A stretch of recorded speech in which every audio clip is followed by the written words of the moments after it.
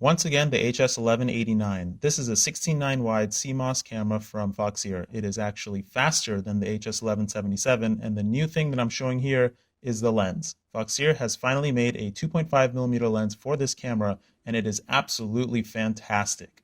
Anybody that has a pair of Dominator V3s or any FPV goggles that will do 16:9 wide needs to get this camera with this 2.5 lens. You can see that the 2.5 lens just shows me the whole picture way nicer than the 2.8. I cannot even believe how much better it is. On the lateral sides, left and right, you actually have a view that's about as wide as a 1.8mm lens, but up and down, you have a view that is as wide as a 2.5mm lens, which is what you want.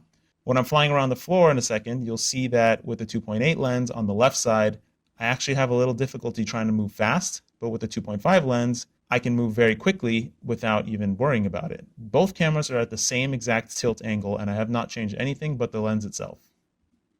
So after all my testing, I can say that the HS1189 is definitely better than the HS1177 if you have a pair of goggles that will do 16:9 wide.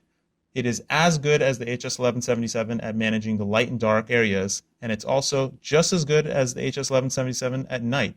Where it does fail is in complete pitch blackness, and the only reason it's worse is because there's noise. It's a CMOS sensor. You're going to get more noise.